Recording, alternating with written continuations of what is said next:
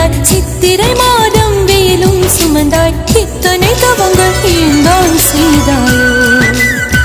தேன் சிதறும் மன்மத மலரே இன்றே சொல்வாயோ இளந்தளிரே இளந்தளிரே வெள்ளி மலர் அன்று இயற்றிய தவம் எதற்கு பெண்மங்கை உந்தன் கூந்தல் சேர்வதற்கு